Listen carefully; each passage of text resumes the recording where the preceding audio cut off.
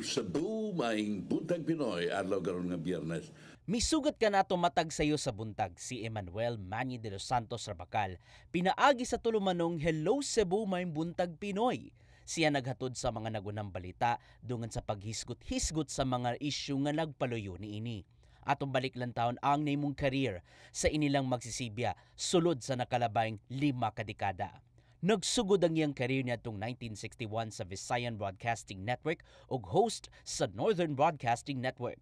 Sa wala pa ni tumaw ang martial law na imusab kining news anchor sa ABS-CBN Cebu. Kadugayan ni mong Big Four sa kaniya itong DYDY 570 sa Banahaw Broadcasting Corporation atol sa rehimen ni anhing Presidente Ferdinand Marcos Sr. Naingmusab kining news anchor sa RPN Channel 9 Cebu ug siya usab ang kaniadtong station manager sa DYMF Bombo Radio Cebu. Hangtod nga nakauban sa CCTN Channel 47 si Sir Manny ug nahimong news anchor nga magatod sa nagunang balita matag hapon.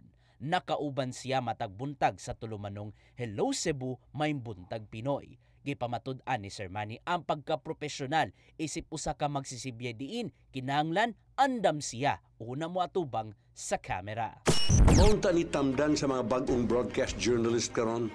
Dili kay ta makagunit kag microphone, broadcaster ka na. Importante ang professionalism, ang dedication sa trabaho.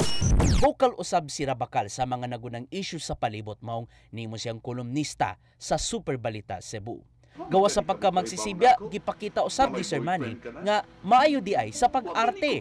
Gani nakita siya sa mga nang-aging Lenten dramas nga giproduce kani adto sa CCTN 47. You betrayed my trust.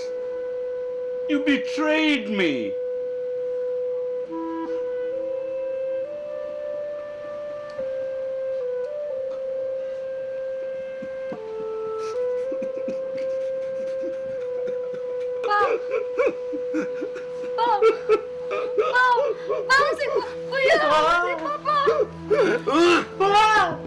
Hangtod nga nakalitan ang Cebu media industry niatong Biyernes sa hapon sa iyang pagtaliwan sa edad nga 81 anyos human sa gihambi niyang mga balatian. Gihaya na ron ang patayng lawas si Sir Manny sa Cebu Rolling Hills Chapel sa Dakbayan sa Mandaue o gikatakdang ilubong karong Biyernes.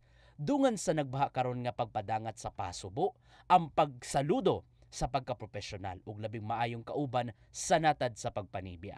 Mong salamat sa kontribusyon sa atong natad, Sir Manny.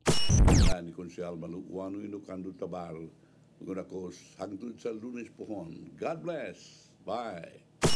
Ian Navarro, CCTN News.